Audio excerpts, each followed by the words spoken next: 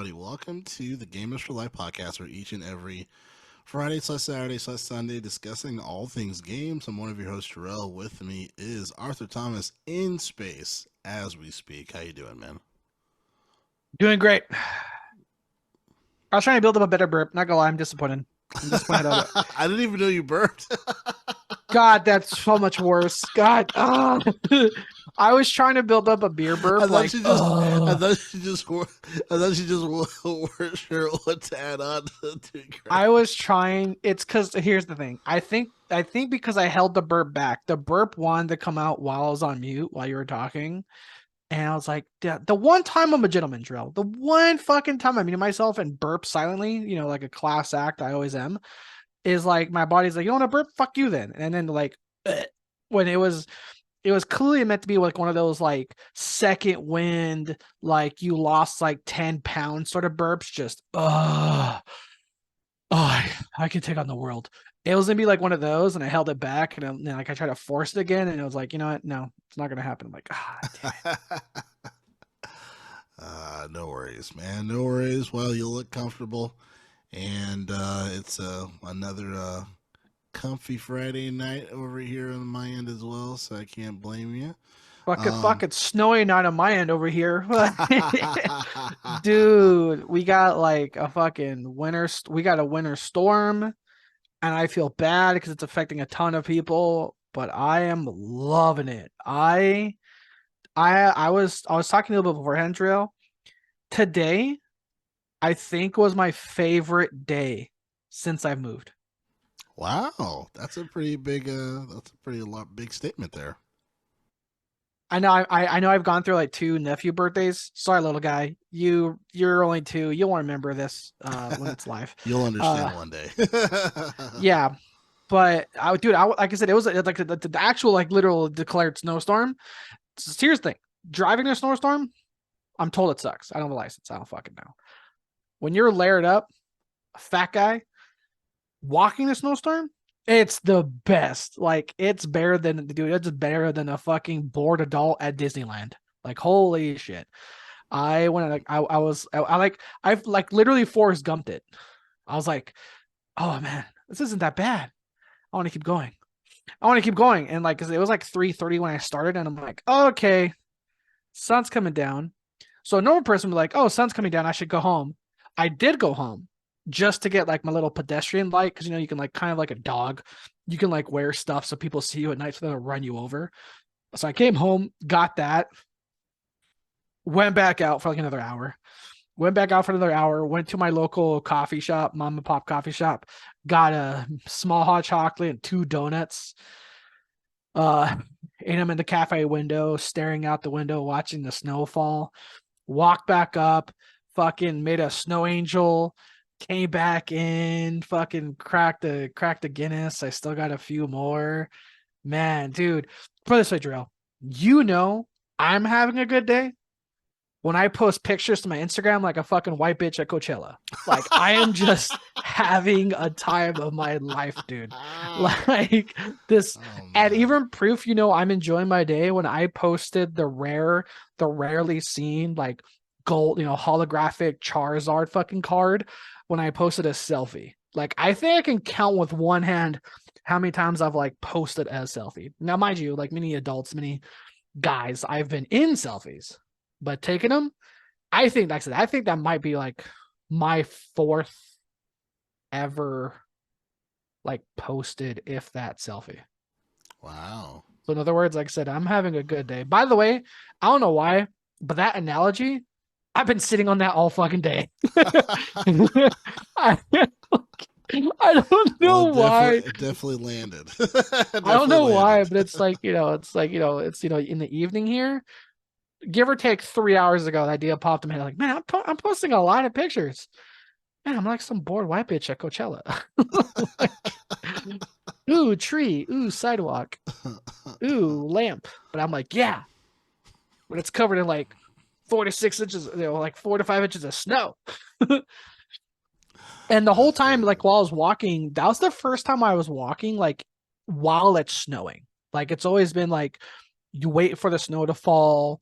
You wait for the plows to come, you wait for everything to get salted so you don't, fall and crack your head open. No, I was like in the thick of it. And I'm definitely picking up.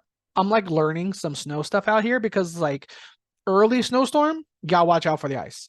Like this, by the way, I'm speaking of sidewalks, not like roads. You're in a car, but like when you're walking, like sidewalks, it's like the first round, couple inches, snow storms, the ice comes, they salt it.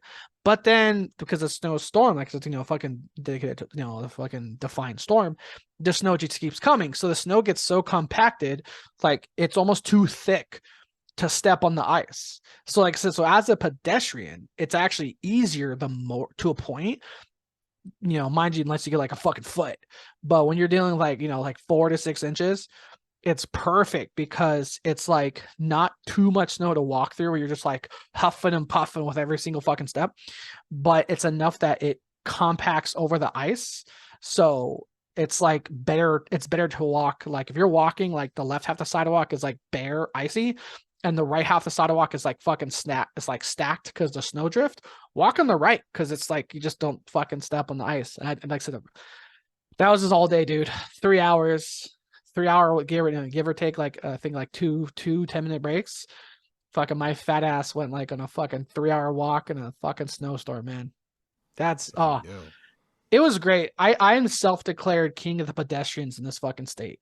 Like I I don't know. Like I saw people wearing way more fucking layers than me. I'm born and raised Cali fucking guy. Like I used to live like fucking a mile and a half from the beach. I come out here and all these fucking Midwesterners are like fucking North Face and shit. I'm like, yo, I'm wearing like a fucking $2 Goodwill jacket. Like, let's go. And I'm just wearing my fucking balaclava fucking snow gloves I bought in Menards, which is like, little things out here in Midwest. I'm definitely growing on, and like, oh man, something about just officially, I checked off a bucket list item today, Joel. Sorry, I know I went on an early grant. I just kind of warned you about it, but I did, and I did kind of. My night's not over, but I did kind of like crescendo it on a bucket list item. Something I thought of the very first day I moved in this apartment. The very first day I signed the keys to my apartment, I'm like, I have a balcony. I'm gonna do something I've never fucking done before. I want to drink a fucking beer on my balcony in a winter snowstorm. And I've drinking my beer on a balcony back in Long Beach in like, when it's really windy out, when there's a rainstorm, the rare thunderstorms, lightning storms, and now fucking in the middle of a blizzard, fucking cracked the Guinness on my balcony and was just fucking chilling out there for like 40 minutes. Nice. Very nice. Well, if you are just listening or watching this, hello. In other words, Gerald's like, yeah, that's cool. Who gives a shit? We got shit to talk about. Like, wrap it up. God, like, you had a good day. No one cares, Arthur. I care, but this is a gaming podcast. It is a gaming podcast. It is a gaming podcast. So I could talk about football because the Rams are playing the Lions next week. Or sorry, this week. Big day for a lot of us here. But if you're watching this or listening to this, hello, be sure to like and subscribe on the channel. Please do so for the Gamers for Life YouTube channel where we have over 200 episodes. Arthur does the streaming on there as well, so be sure, once again, more of a reason to like and subscribe on there. Like the video so the video can go around the internet. Obviously, you can listen to the show in any podcast application of your choice. Recommend that. And then anything in between that I didn't mention, you can go to linktree.com/Gamers for Life, the one-stop shop link to all things regarding the show. And here at the Gamers for Life podcast, we read the news while you can watch or listen to what you choose by clicking on the links of the time code within the description of the episode, so you know what's you know what to select for which one to listen to as a priority. Or you can just hang out with us here at the Gaming Podcast. And there is a decent amount. There's some, there's a short but sweet list here, for some things that are going to be happening next week. An important week, definitely. And the first top of the morning here is going to be the Xbox Developer Direct. Developer Direct is happening January 18th here. Tuning in 12 p.m. Pacific Standard Time. And there's a couple of other potential not releases, but leaks Announces, rather, announcements, announcements, trailers, announcements, reveals. reveals. Yes, yes. It says here, Colt, you're about to get an exciting look at some of the incredible games ahead with Xbox as we present a new edition of Developer Direct on Thursday, January 18th at 12 p.m. Pacific Standard Time. Uh, Fans will get an inside look at the selection of highly anticipated games coming to Xbox Series X, S, PC, and the Game Pass. Shortly after, ZeniMax Online Studios will host Elder Scrolls Online 2024 Global Reveal at 1 p.m. Pacific Time to preview the 2024's biggest update. Presented by the game creators themselves, Developer Direct offers an in-depth look at upcoming titles, how they're being created, and who's creating them. We'll revisit Machine Games in Sweden to check on their Indiana Jones game. Swinging by Obsidian's Irvine offices to see more from Avowed. Head to Oxide Games, Maryland for more learning about Ara History Untold and taking a trip to Cambridge, England to see Senua's Saga Hellblade 2 from Ninja Theory. Please note that while this show won't have updates on the games from Activision Blizzard, you can look forward to the news from those teams later this year. Let me stop there. I want to talk about this Indiana Jones game, man. Part of me is very not skeptical, slightly confused as to like why is there such a big stink about this game as far as like just like it being a really huge title. I know it's Machine Games. Machine Games does great work. You know, we've seen it.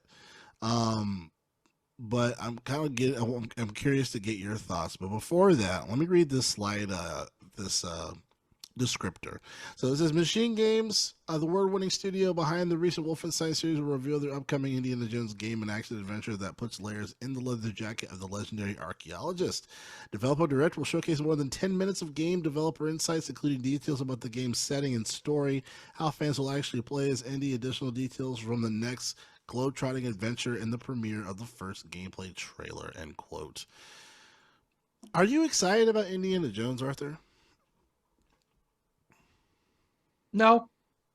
I mean, here's the thing. Okay. Am I excited for Indiana Jones?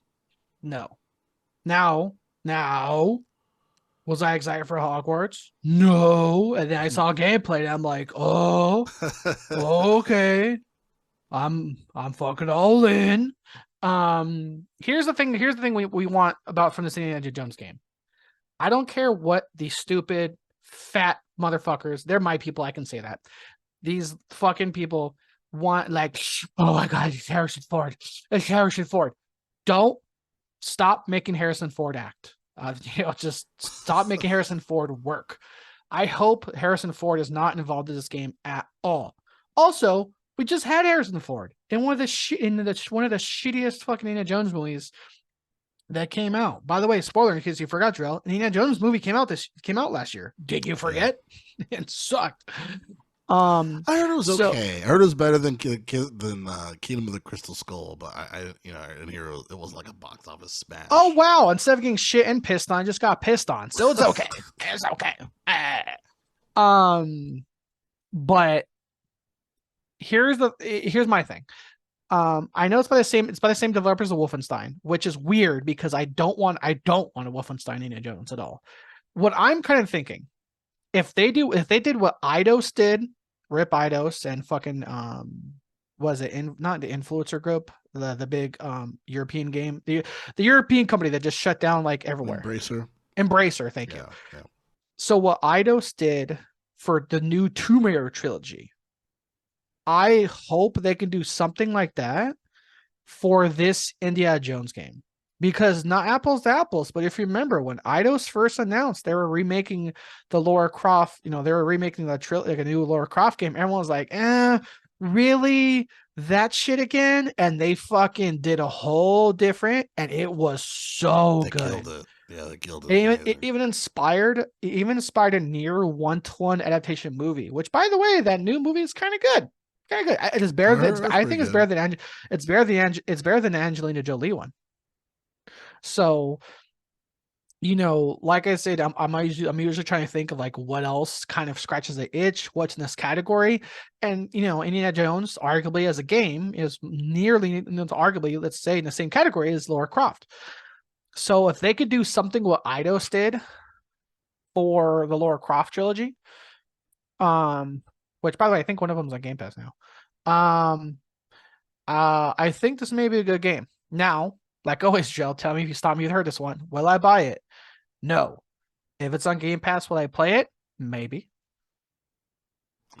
Yeah, I think that's Indiana Jones. To me, the problem with Indiana Jones is that it's the character's generations old, right? So when it comes to new gamers, new players, even younger players, people aren't really gonna know or care about Indiana Jones as much as like you and I have. We're watching those old school Indiana Jones movies before all the awful ones. So it's gonna hit different for those folks now if they're going to present Indiana Jones in a Uncharted type of feel, but it's this Uncharted for Microsoft, I can see that. I'm very curious as far as how Machine Games will do, will present the game, if you will. Um, I know you said that you don't want Harrison Ford around this at all because he just doesn't want to do, he's done enough, right? Exactly. I The man actively does not want to work. Yeah, I partially want him to voice act though.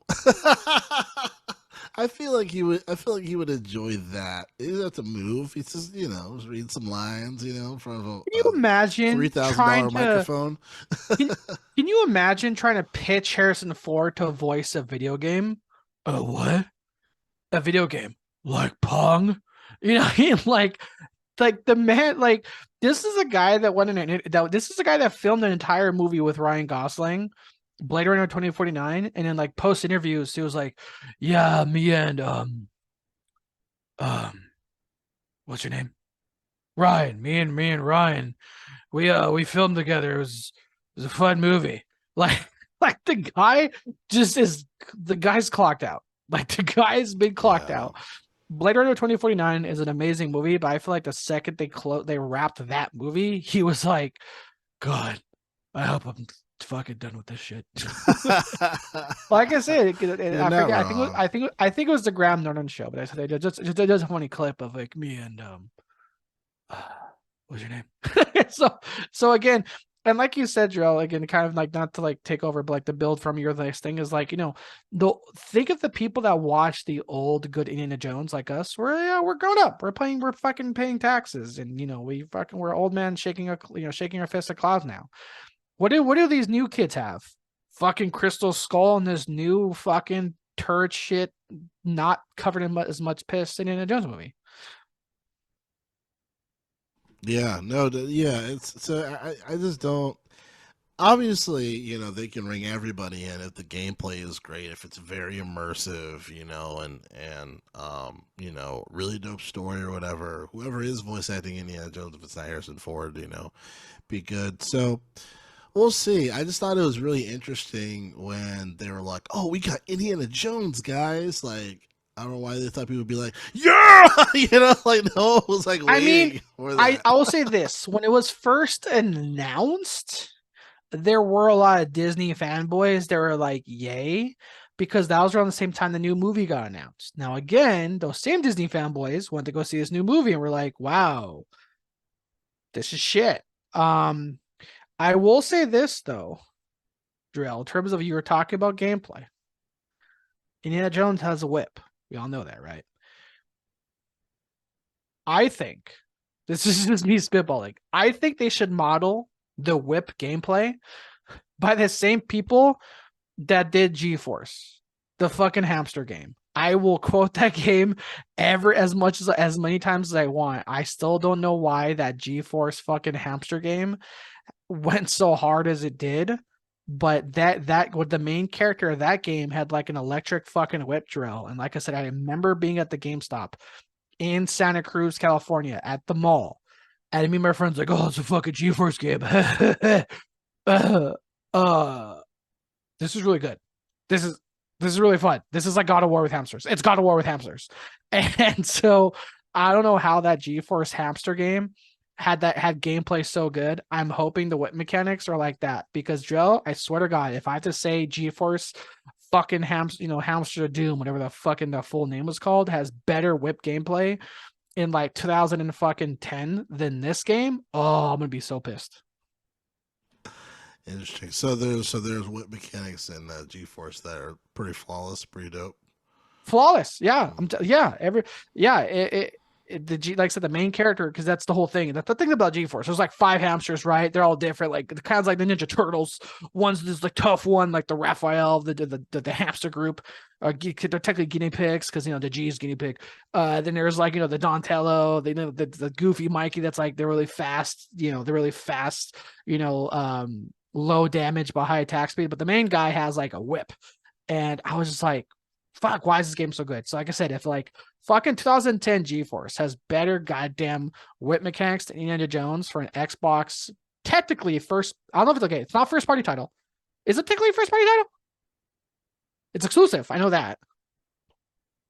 I don't know if we can. Yeah, I know we can call it exclusive, but I'm not sure it's in the category of first party because it's yeah. because Xbox has bought so much shit. So it's like I kind of think everything's kind of first party when they have owned like a lot of shit now. But Right. again, I'll Yeah. say this: if 2010 GeForce has better whip mechanics than an Xbox exclusive in 2024, they got fucking problems. Let me ask you, what do you expect to see, or do you expect to see anything as far as like Avowed? Because I guess we're supposed to be seeing some more information around that. Oh, ah, Drill, I'm glad you did that. That was a great unintentional segue because I'm like, you can tell I was getting pissed off. Like, man, fuck Dan Jones, goddamn Harrison Ford, Avowed. Ah, oh, Avowed. I can't wait for Avowed. So I want to see more. So we saw gameplay. We saw gameplay at the last E3 thing, whatever the fuck they called it. I want to see like more mechanics. Like I want to see, like more details. Like I want to see more. We saw the car. We saw the car drag. We saw the car do half a drag race. Now I want the hood to open up. What does the interior look like? What's the dashboard look like? Like how does Yeah. the leveling work? Does Like it what got are a these Hemi? mechanics? Are there damage numbers? Are there not damage numbers? Is there a parry mechanics? Or is there a buddy system? I doubt it, but will this be cooperative? Um, you know what I mean? Like, so we saw what the combat looks like. We saw the art style, which I think you and I both agree. I think we said that we both got Kingdoms of Amalur vibes, which Yeah. immediately was like, And ooh, I you dig it. got I good dig the job. art style. I was taken back a little bit, but I dig it. I think it's fine. I think it's fine. Yeah. I think the art style is fine. But like I said, so we did technically see some gameplay. Like so now I want to see like mechanics is how I'll phrase that. Do you think it's coming out this year? Ooh. I think so. Okay. Yeah. I think I think so because it's been how long since we saw the reveal trailer? We Shit. saw At least two. gameplay. At least 2 years. At least we saw gameplay. We saw what I like to call HUD-free gameplay, which to me is like gameplay with an asterisk. Because you're like, look how crisp this game looks when there's no HUD that you'll ever see actually playing the fucking game. Yeah, I mean, that's not an Xbox thing. That's just a general trailer thing. It bugs me because it's not real. Because you'll never see what that combo. You'll never see that attack at the very bottom left of your screen because that's your health bar.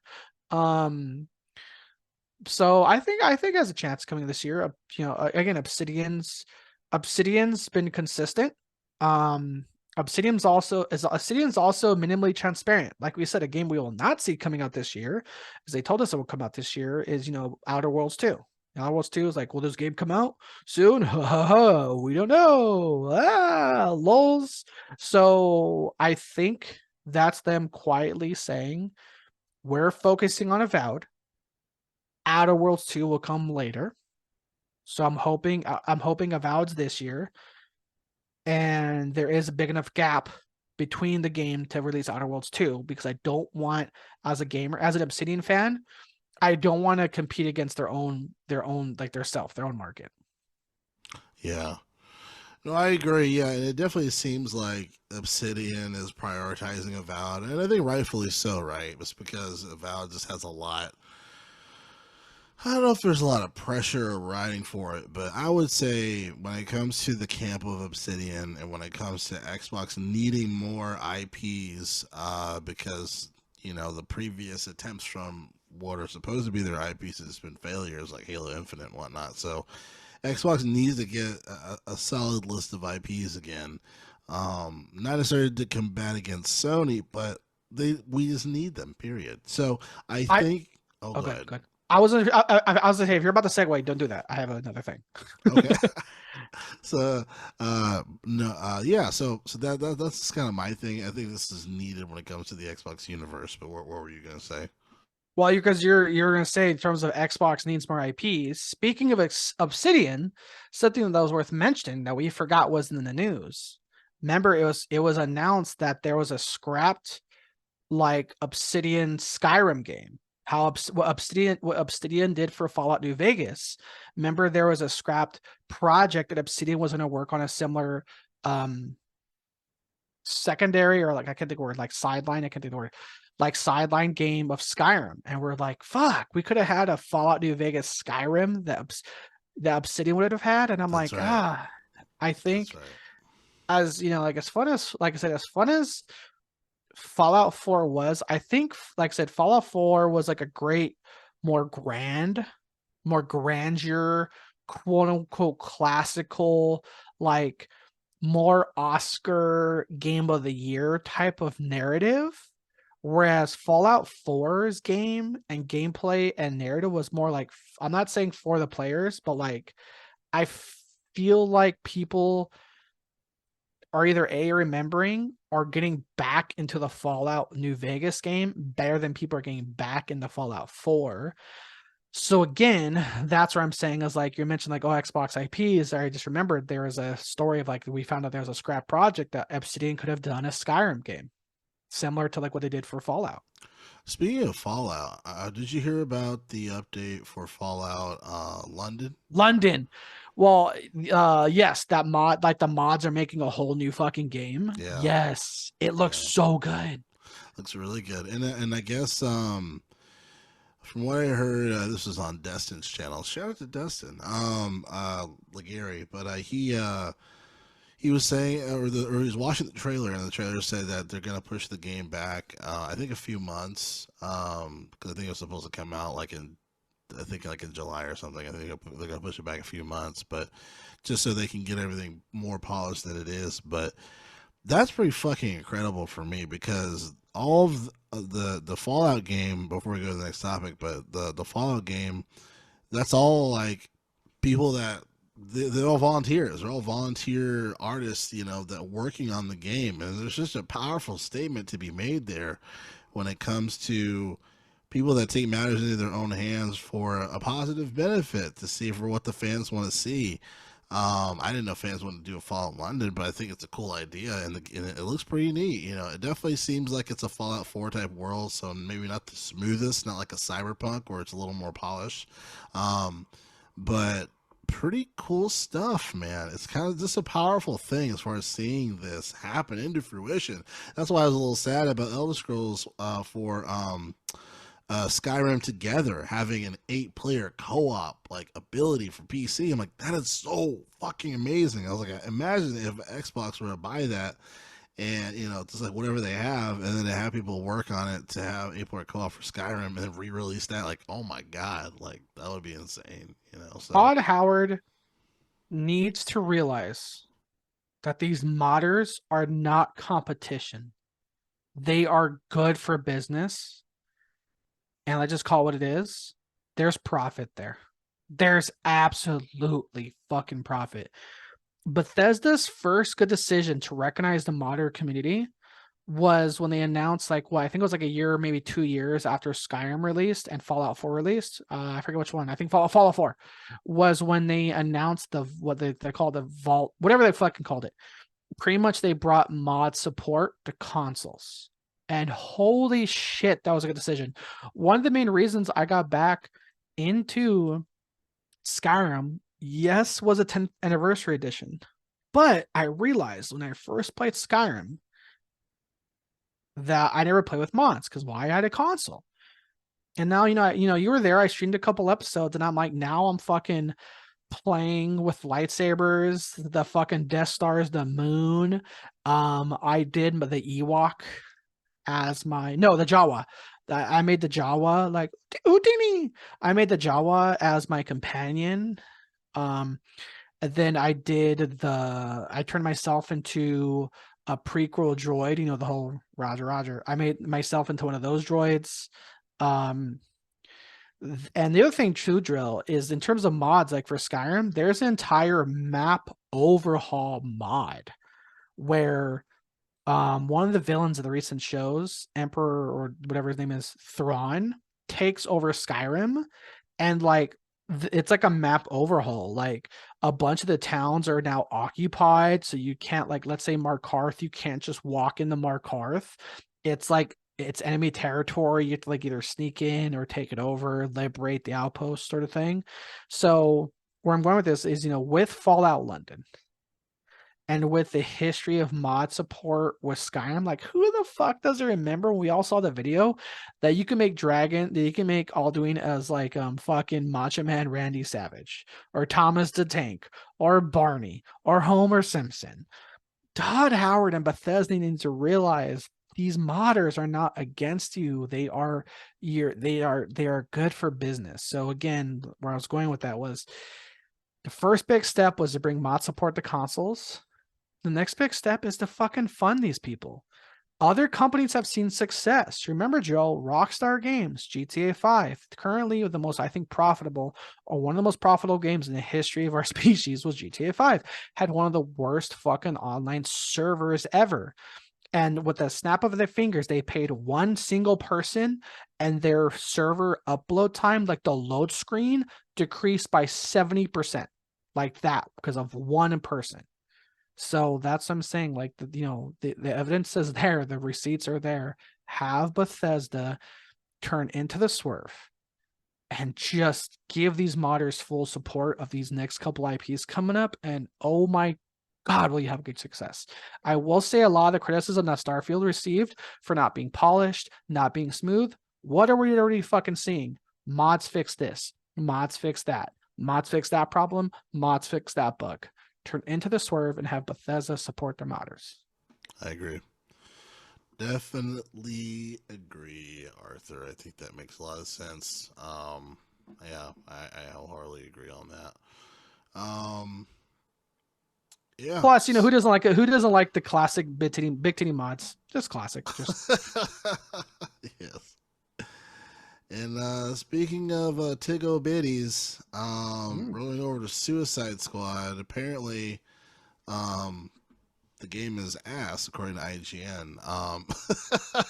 And this is based on a preview. Speaking of something I'd eat, this game is ass.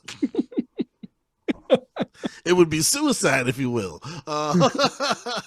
So, speaking of something like I to eat like groceries, this game is fucking ass. So according to IGN, it says here that they did a preview for it, and they said we played it and didn't like it. It says Rocksteady's first large-scale game in almost 9 years is not clicking with us yet. It says the best part of Suicide Squad, Heal the Justice League, after playing it for a few hours, is the story. And yes, it certainly seems like you will be killing characters you know and love. Lots of deaths happening. There's also that's also the biggest part of the problem I see with the entire premise. I can't help but shake that there's no way Rocksteady is going to let this stick. Our heroes have done terrible things.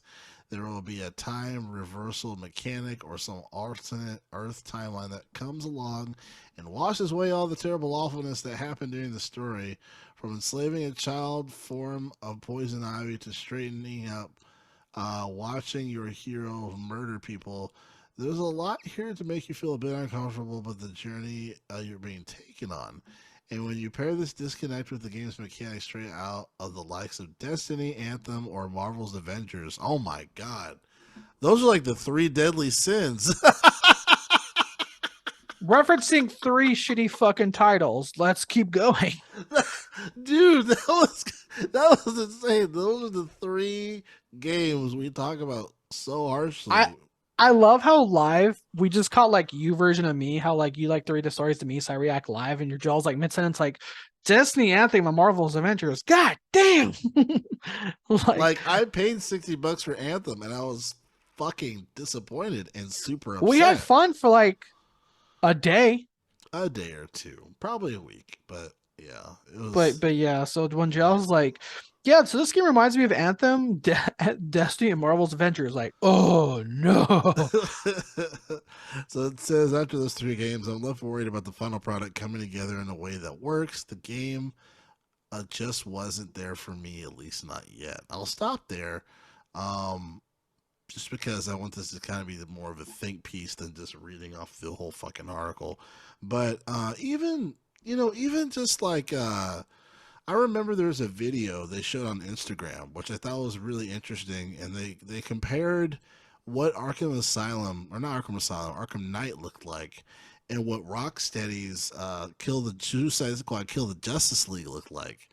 And man, I gotta tell you, bro, Suicide Squad, it did not hold up as well as Arkham Knight. Arkham Knight has its own problems as well, but when it comes to the visuals, Suicide Squad, the colors look dry. The gameplay, it seems like it's very Fortnite-ish. Even someone was saying that into the comments of the video on Instagram, and just like the swinging and all this stuff. I mean, this is not a good sign, Arthur. Like you all, because already the game was pushed back. Slight skepticism there, but okay, this happens, right? Games get pushed back. But now you have one of the leading video game publishers saying we played it and we didn't like it, and they published it and they put it out. Like that means something. You know what I mean? And for it to come out, and then after that, and this is up to months up to the release. I think the game comes out in May, right, or some shit like that. I forgot the time where it came out. But this is not good. This is not good for Suicide Squad. Um, and to me, it's a little worrisome for Rocksteady, because part of me is wondering. It's kind of back to like the Arcane thing, right, where it's like you guys used to do something very well. Like obviously Batman Arkham City, Arkham Asylum, great games. Dishonored 1 and 2, great games. And then you have Redfall. What the fuck just happened? Suicide Squad. What the fuck just happened? What is going on? What are these incentives that are being pushed upon you guys to work on a game to have this type of functionality, and have this games as a service push? You know. But what are your thoughts around this? For audio listeners, you missed me making fucking faces. Um, oh no. Oh no, Drill. I'm putting screenshots in the chat now. I see words like mission rewards and gear in an Arkham game. And I'm sorry, did Rocksteady not learn Gotham Knights' mistake? We don't want fucking Division. We don't want Destiny. We don't want Anthem. We don't want Marvel's Avengers in a Rocksteady Arkham fucking game. How can you take one of the most successful melee combat franchises, period, and turn it into a fucking Fortnite Destiny looter shooter? Oh God, like that's sorry, just seeing that gear, seeing a fucking gear loot based system reward and this shit in a Rocksteady game, I'm like done. Like, dude, Gotham Knights has come to Game Pass and no one gives a shit. This game's gonna drop. Streamers and influencers are gonna get paid to play it. Some people will announce a sponsorship. Some people have a soft sponsorship that won't say it, but it's fucking sponsored. They'll play it, and guess what? After a week, they're gonna fucking stop playing it. We've had this. We've seen this drill. It's called Gotham Knights, and no one gave a shit. We've seen this game. We the two screens, like the two screenshots I just sent you of like mission rewards. Oh, it's a green. Here's the gun you got. The downsizer. There's manufacturers. The manufacturer is LexCorp. Oh, what'd you get? You got an uncommon LexCorp shotgun. This isn't Like even Borderlands had their own burnout. Borderlands burnt out their own fans. Like I like Borderlands. I didn't finish all the fucking DLCs because it's like we Yeah. got burnt out on their own shit. And now what's happening with Borderlands? They're just releasing their own. Borderlands has become Skyrim. They've re-released their bundles like 6 fucking times. Like Yeah. how many times has The Borderlands handsome, 1 handsome collection. It's like, guys, the I don't want to play this the anymore. handsome lick my balls collection? Like how many fucking times, Jerrell, have you seen Borderlands 1 in a fucking bundle? I can think of at least 5. Like 5 fucking times this game, Borderlands 1 has been fucking re-released. What? And this again, to see a fucking this loot gear shit. And oh god, armor stats. You know, fucking like Drill. Do you remember when the armor you unlocked Arkham City? We'll just call it is Arkham City. You can argue we're on the same team, regardless if you think Arkham Knight or regardless if you think Arkham City or Arkham Asylum is better. We can all agree they're leagues fucking better than the other Arkham games. Oh, Arkham absolutely, Knight. absolutely. So they're leading the pack. Yeah, they're leading the way. Really. don't you remember having so much fun opening a loot box in Arkham City? Don't you remember how great it was to get a rare drop in Arkham Knight on Arkham Asylum? Oh man, dude, when I fucking did the gritty against the Joker, it was so good. Like this isn't. We've seen this. We've literally seen this game. Yeah. It's Gotham Knights. Yeah. What are they doing? Like what were they doing? I'm very worried for Rocksteady. There has been a lot of fall from graces we've seen from people. A lot of the fall from graces were like failed at launch, like the game didn't work.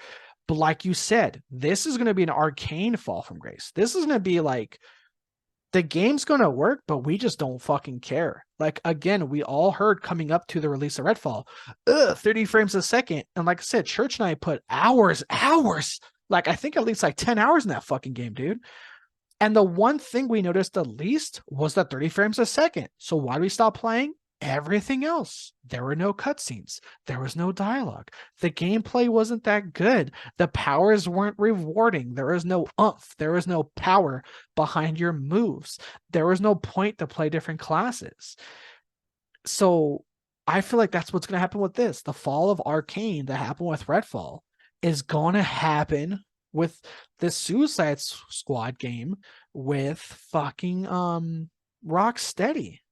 And here's the thing, not to discredit your guy from IGN, he was saying, oh, it felt weird killing people. I will say this. First of all, if you've watched the DC animated movies, spoiler, people die all the fucking time. All the fucking time. People die in those movies, especially in the Suicide Squad animated movies, including the second one. But God, just like so, Jerrell, I'm sorry if I was distracting you, Joe, when I made that face.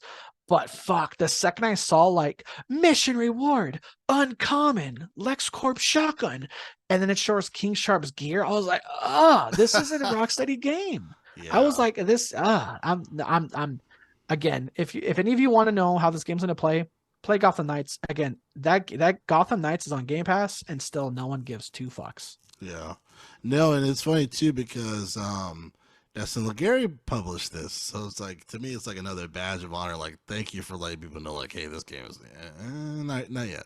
We shit on IGN a lot. This one of the good ones. We do. I mean, Destin Legary. There's a couple of others, Brian Altano and a few others. Ryan Fine. Let me say this: I shit on IGN a lot. Well, no, I'm with you. There's a very small old school a group of folks still there, but everything else has been has been like bullshit from IGN, in my opinion. Yeah. But as far as to get back to this, you know, this is kind of going to be a harsh thing, but I just hope maybe people can understand this. Like, you have all these leaks, right? You have all these leaks that have come out, and you know, and it can do damage. It can do damage to a company, you know, especially when it comes to like information being leaked. That's not the kind of leaks that I care for personally as well. Like, no one wants that. But when it comes to exposing a game that has more bullshit that we're already accustomed to from the past, and we don't really appreciate it, we don't want it anymore, I kind of don't blame people for leaking certain things because it's like, look, we're fucking done. We don't want a fucking lottery machine for every fucking game. Like, how much money do you think we have? You want to milk all this shit from us in every other game? You want Bitch, every other. butter is $8. I don't got time for this DLC. You know what I'm saying? Like, milk is like $12, $15 in Hawaii. Like, it's ridiculous. As far as just the cost of the games as a service is should not be the new normal. It just can't be. It can't be. To have to me, it's almost impossible to have a powerful, engaging experience, immersive experience, a great story, and a consistent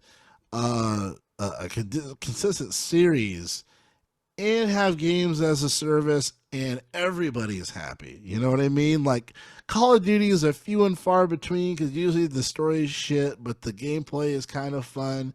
And you have games as a service, but everyone just kind of accepts it. But when it comes to like every newer title, you're gonna have this games as a service shit. No, bro. Like that's why Jim. This is why Jim Ryan. Why we were highly against. I think we're highly against him because that announcement for the PlayStation for PlayStation, it was just it was like 12 fucking games as a service. Like And they're proud of it. They're like, and all these live service games are coming. Like there's like again, like right. milk's fucking expensive, my guy. There's only so much time and effort. We're only so much time and effort everyone can put into these games. There's, like I said, what's I forget what's the word, like the market. I'm sure you have a better word for it. But there's only like so the market, there's only so many people you can grab. So if you have all these other live service games, there's only so much attention, time, and money you can get from everyone. So these live service games, you just get lower saturation. And because it's a live service game, the second the game hits a saturation mark that's unacceptable or unprofitable by their publishers, the game's gonna fail, or the servers are gonna be shut down. Even regardless, let's say best case scenario, let's say this game kills it at launch. It's fun. If 3 months from now, 9 months from now, no one's playing it, the game's gonna be viewed as unprofitable. It's already gonna mentally circle in the drain, and in like X years, that game is going to be fucking servers are shut down. That's just the reality of a live service game. Live service games are not built to last. Live service games are built to be a fucking flashbang, to get people's attention, to get a couple whales, to get money, and they fucking fade and they fucking make the next one. Yeah. Yeah, no, absolutely. Absolutely. And it waters down it waters down the experience. It waters down the art, and that's always been my frustration, and it's nice knowing that games like Alan Wake 2 can still win awards at the Game Awards, knowing that, hey, game narrative is not dead. Single player games are not dead. There is a spot for those because it seems like if it's not that, it's got to be some fucking lottery machine watered down bullshit where they want to take money from people's pockets, and it's exhausting, bro. It's exhausting seeing this, and I can understand, people want to leak shit because it's like, look, don't even like have your energy towards this. It's like, yes, this sucks when it comes to people. The leaks happen, and money is wasted, yada yada. Like obviously that's terrible, but look, if we're gonna see more games as a service bullshit, and you're like, we got a great exciting things coming up for you. Guess what? More games as a service. Surprise! That's not what we fucking want, and no one's gonna play it. Like, yeah, it's just it's nonsense. It's nonsense. So any lasting things for you? Because yeah, and again, Anthem's still fucking playable. Marvel Avengers is still fucking playable. Destiny's doing just fine. And I got to the video, Jerrell, you were saying of like comparing Arkham City to these other games, and like, holy shit, that is one cluttered fucking screen. Like, you have to be a multitasker. You have to be like a visual multitasker just to play this fucking game. Like, holy shit. Like, they showed gameplay of like Arkham Knight, Arkham City, you were saying, and it's like top right combo, top left like health, and then mid right the button prompts for like Y or B, and that's it. And this game has like dude, this game looks like a Ubisoft fucking ad. It's just bah, bah, bah, bah, bah, bah, but there's all this shit. Like, it's because it's funny. I was just joking how they show how other areas show gameplay with like the most simplistic HUD. This game's like, nah, we're not about that simple life.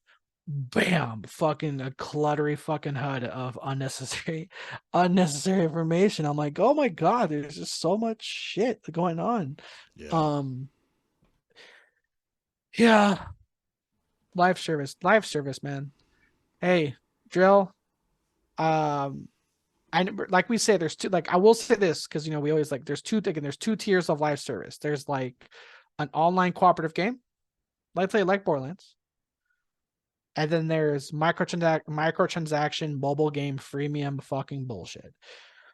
Now there's offline narrative games like Alan Wake, nominated for Game of the Year, and there's like the quote unquote tier one, as we're calling it, live service game that won Game of the Year. The fucking don't expect this to be a norm, don't expect it to be the standard actual Game of the Year, which absolutely deserved it. Baldur's Gate 3.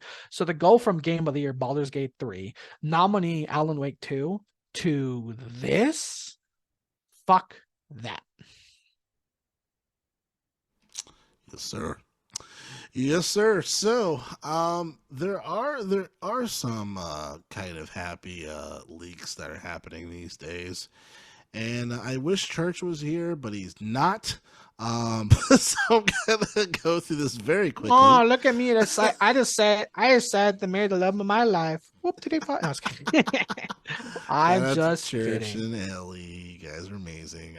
So the Switch 2 console release date possibly has been accidentally leaked. I know we had a couple of bets on when this fucking console's coming out.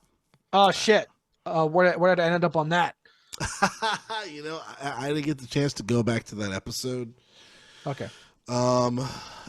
Church might have been on the money. I said March. And again, this is tentative, so this isn't officially leaked, or official, I should say.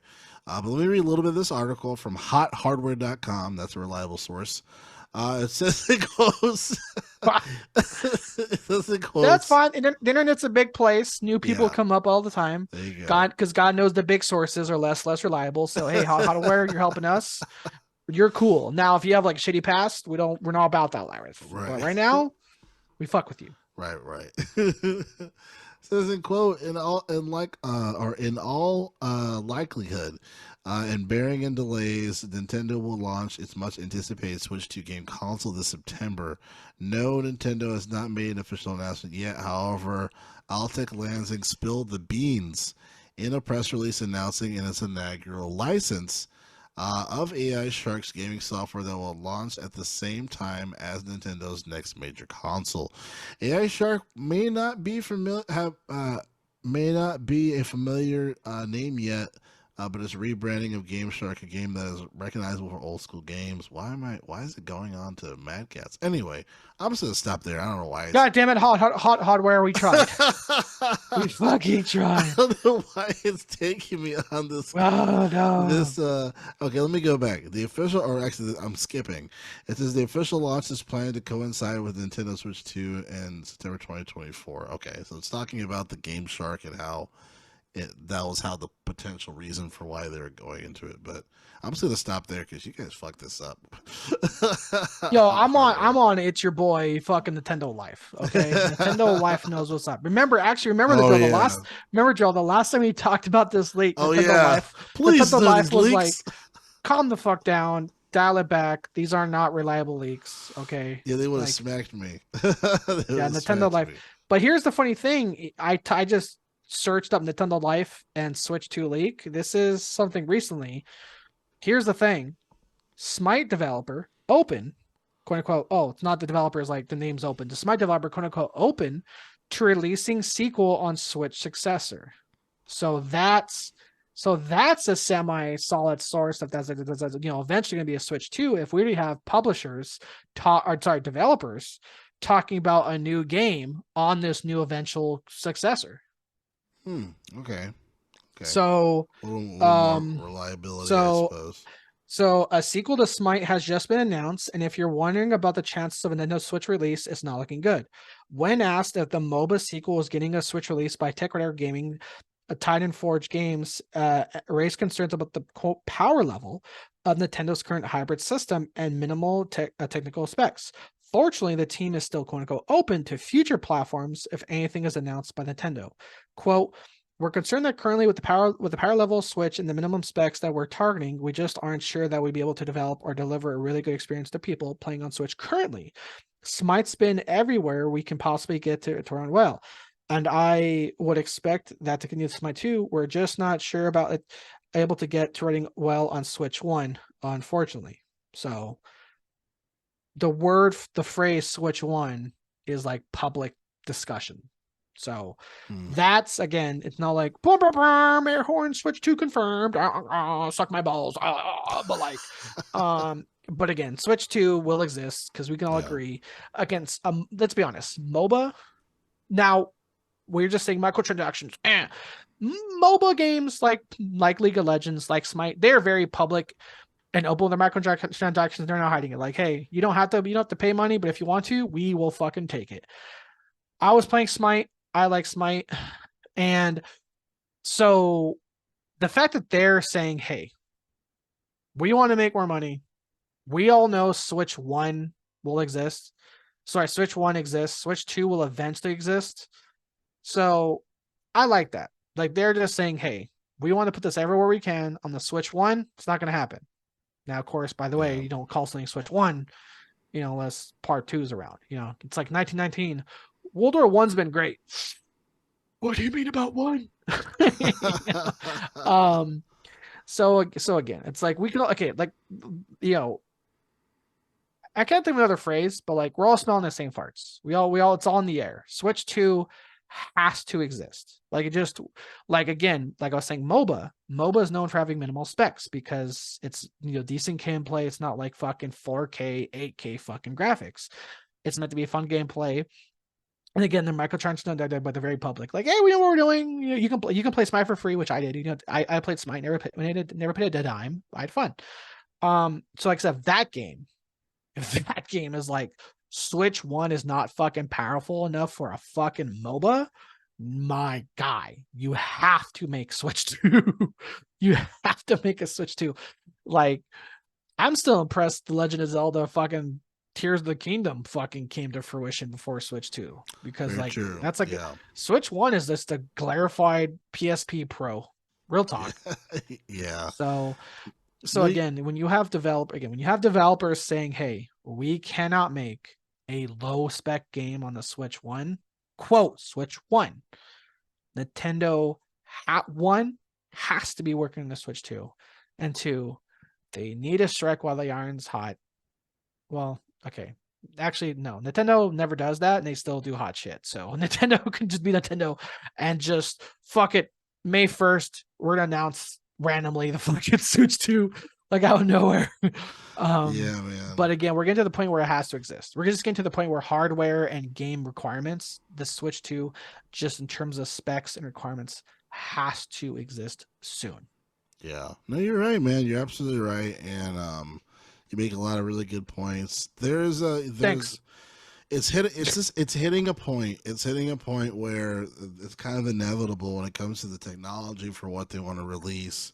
Nintendo does an amazing job of milking the shit out of every single handheld console to make sure that they can, like as far as the cost of these devices are very cheap and they want to keep that profitability going.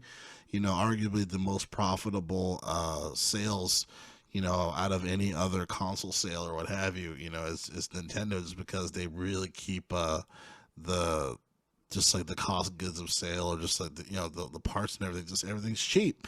Affordable. It's real talk, like very affordable, affordable, and then just affordable to make and to make a profit. So it's just. But now they're hitting this point, right, where you have games where the file sizes are larger, and it's kind of funny where it's like, oh my god, 16 gigs. You know what I mean? Dude, I remember Skymer when like, oh my god, GTA 5 is 12 gigabytes. You have to have a separate hard drive just to Right. play GTA 5. Do you remember that We're whole like, that's spiel we did every malarkey. fucking Explain to the every customer. oh my god. And they're Yeah, like, well, I that's gotta spend more money now. yeah. Sorry. So going from malarkey to that, I'm guessing one of those customers was white. It's kind of obvious which the malarkey threw me off. They caught me off guard. I'm like, no one says that. It's so dumb. But again, like I said, it's like you remember when I said GTA 5 was like fucking like massive, and now on the Switch is like, whoa, guys, 16 gigs. We have to come back to this. Right, exactly. Yes, sir. So we'll see. We'll see what happens. But yeah, definitely at the end of the day, that this fucking system has to come out. As much as they want to, be more profitable, they're really hitting the wall on this. So I want to see someone like do an external hard drive, but hardwire into the Switch, download the new Call of Duty, and the Switch just explodes. this was Because the Warzone's like, remember that dude, Warzone was over 200 gigs a year ago. That shit now, wow, dude, that's crazy to think about. God over damn. a year ago.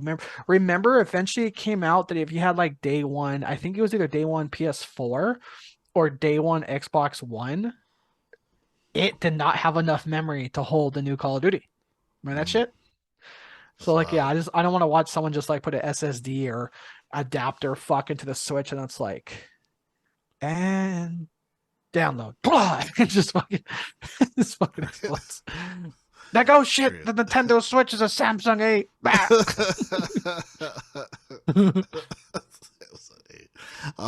Last topic here on the show, interestingly, we're talking about China, but interestingly, we're talking about China making good decisions. There is a amazing ex game developer, streamer, but just has a really great channel and it has a lot of insight as far as the gaming industry. I'm going to share a quick sound clip of this situation and what we're talking about for this topic, is because this is a pretty big deal comparatively. Let me see if I can play this here. China has actually just announced something really wild. Online games will now be banned from giving players rewards if they log in every day. If they spend on the game the first time, like the top-up bonuses, gone. If they spend several times on the game consecutively, so chain money, they're like, oh, you bought like 5 items, you can get 50% off the next item. That's gone. In addition, games will be stopped from luck-based draw mechanics, like loot boxes to minors. No more gacha for kids. That's good. It is crazy and crazy to see this. So these are all banned now in China. Panic among investors, wiping nearly $80 billion in market value off of China's 2 biggest gaming companies. The moment that they did this, $80 billion wiped off the map, dude. Now, here's the thing that's really interesting. People will be like, oh, that's just going to be in China. They're going to use them everywhere else. I don't know about that. Remember when the EU implemented all of its online laws and then every website does this? I think the rest of the market's going to follow suit. This is a rare China W for me. These are some of the most predatory dog shit business things I've ever seen in games. And it feels weird, but I agree with you, China. Please get rid of this shit. So did the audio come through? It did. Yeah, it did. Okay. It was a little light, but yeah. Okay, it'll be boosted up on the post. So interesting stuff, man. What are your thoughts? One, real quick, shout out to that guy in channel, Pirate Software. Yes, shout out to him. Great content, great shit. Couple things on him. Yeah, like I said, he's an ex-Blizzard dev. He's also Blizzard Legacy. His dad used to work at Blizzard for years. In fact, his dad is not the inspiration. His dad is the South Park fucking how do you kill that which has no life guy. Like he worked out his dad was the one that worked with South Park on that episode, and they just put him in the episode so that like, the guy leaning back, like, how do you kill that which has no life? That's just straight up his dad. So that's Pirate Software. I think he goes by Thor. Now if his legal name is Thor, then hey, that's fucking cool as shit. But like he said, a rare China W. Yes, exactly. Certain camps they have in the backgrounds in Mulan, not so great. But the thing with China, we talked about this a while ago. China came down hard in gaming as a whole. Like they limited to like how many hours per week you can play, with like a few extra hours on the weekends, which is funny because not gonna lie, Jerrell, Not gonna lie. When they first announced it, I was like, "Oh my god, that's tyranny." Yo, real talk, I barely play that amount myself. Like, that's just real shit, dude. You come home after work, you're like, I'm fucking tired. If I were to like do math of how much China allows, I'm like, fuck, that's kind of on point. I'm not even gonna lie. Like I said, it's like you're like, oh, you're at work, you're on your lunch, you're on your break, you're like, fuck, I can't wait to play games after like your 7th fucking teams meeting of the day. You clock out, you're like, I'm done. Oh god, I can't think. My Outlook calendar haunts me in my dreams. That's hilarious. Yeah, you're really hearing that sound. I was in a meeting. Oh god, it's only 50 minutes away. I just finished my last one. It's only 50 minutes away. Yeah, that's just The struggle's real, bro. Dude, that fucking struggle's real. And so this is something I agree with. Again, this is something we've been talking about for a while when the EU was coming against loot boxes. Like, not only like I can be an angry gamer, like loot boxes are bullshit. That's, by the way, perfect impression of me. That was what I said. Like, loot boxes are bullshit. But to like, no, you can't walk up to the EU and these governments are saying the loot boxes are bullshit.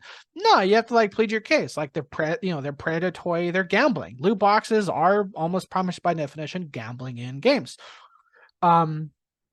Activision and Blizzard notorious for it. When it against the EU and fucking lost, that's one of the reasons why Activision Blizzard took that ahead of it and was like, hey, for Overwatch 2, no more loot boxes. That was out of the kindness of their heart. That was because the fucking continent of Europe was like, hey, we're gonna look into this. Oh, we'll just check it out. Cool. We cool. Cool. So the other thing too, I think that's actually something that's again, China did something I didn't think anyone else was gonna do. I never even thought of this, Jerrell. The repetition reward purchases. I forget his exact phrasing. Like I think it was like chain purchases that they called it. Like, hey, you bought these 5 things. Now this next thing's gonna be off. That's genius. And again, the other thing too was login rewards. Oh, you logged in X days a week for this game? Now they're taking that away.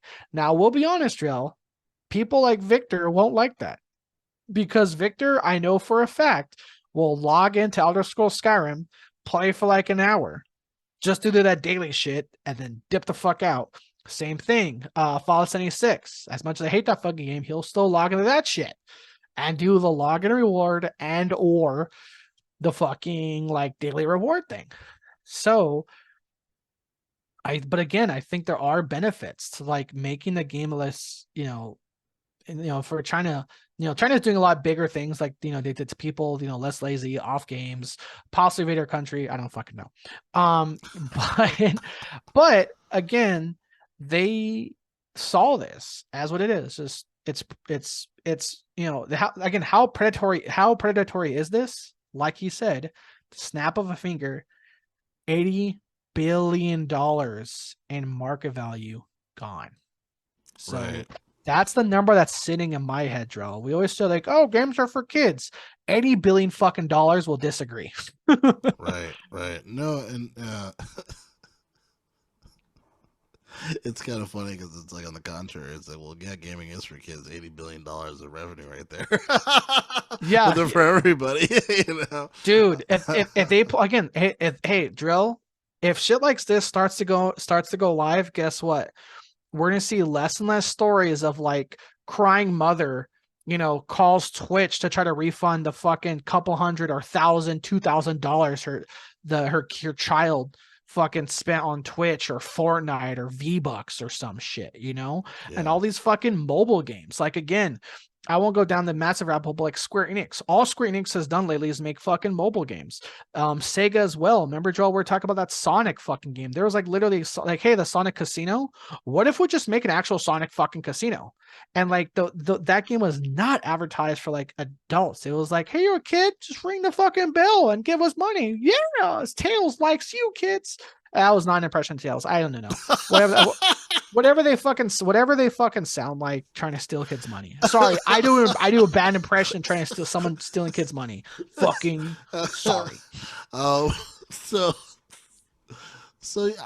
it's interesting too because Wow, as far as, like, Sonic, little Timmy's money is great. Remember, kids, take your mom's credit card. Not really. Hee hee. I can't fucking do it.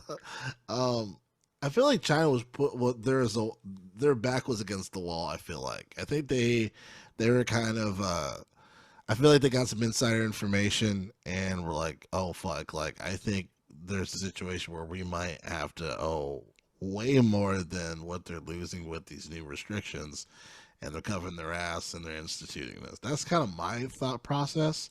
But I do agree with the homeboy and yourself, as far as it being a good thing overall, because yeah, like at the end of the day, it's like it's really weird predatory shit as far as like having like, having these things where, kids can spend all this money and pretty much be, it's gambling basically being distilled within them.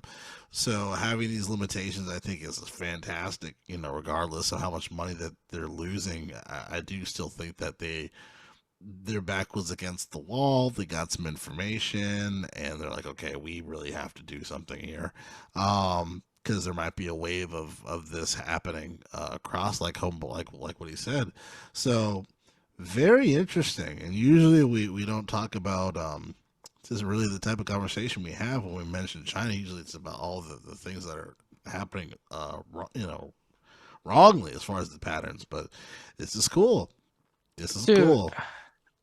Again, like you said, it's like a rare China dub, a rare win. Like, because again, like we said, when it was like cracking down the games, like, hey man, freedom isn't free, you know what I mean? But then like the go from that to like, hey, we're also taking away predatory transactional businesses. Oh, I'm not saying that the ends justify the means, but if we got here because you went there.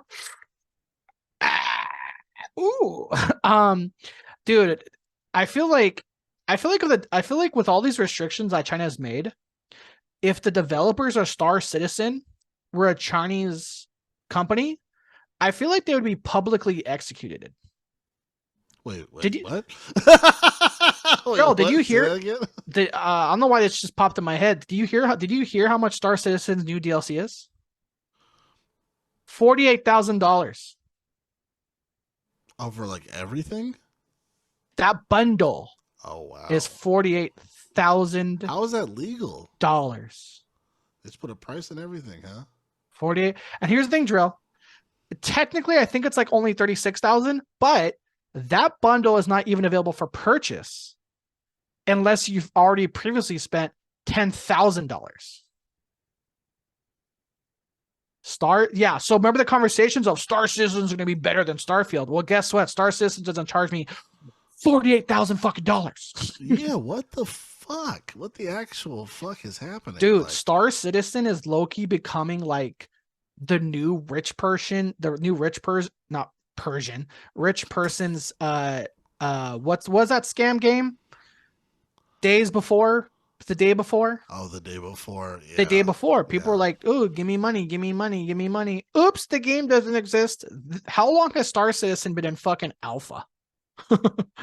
Jesus Christ, and bro. Dude, that game's not even. I didn't know that it was, because it's funny because Digital Foundry, one of the guys, he's a fan of the game, but I didn't know it was like people are spending that much fucking money on that. Like, what the fuck? Sorry to take over, but here's an article from IGN. Ryan Dinsdale. Yay or nay for IGN? Nah. Yeah. Okay, so I'll read the fucking title then. Star Citizen introducing a $48,000 ship bundle, but only for players who've already spent $10,000. So my apologies. It's additional. That means it's going to be a $58,000 bundle, and technically then. Holy shit, bro. So, yeah. So, like I said, what the actual fuck? Like, what are we doing? That is fucking insane. Paid $10,000. Oh, sorry, Zoom just should have told for me. My bad. You're good now. No, but I was gonna say, like I said, what are we doing over here? We're releasing $58,000 fucking DLCs. Hey, what's China doing? Hey, are you rewarding people for logging in every day? No, we're done. Like, to me, like, how is that legal? Because the thing, It's one thing when Diablo, when people, like you said, they look for whales, but it's like when it comes to people spending as much money on various items, like it's a little different. But when someone is pricing something at thousands of dollars, how is that legal? How is that not being caught for price gouging? Is it because it's a video game that the laws are different? That is insane. That's unheard of. Star Citizen is considered one of the most controversial projects in all video games. Over the years, it's been called many things, including a scam by those who wonder whether it will ever launch.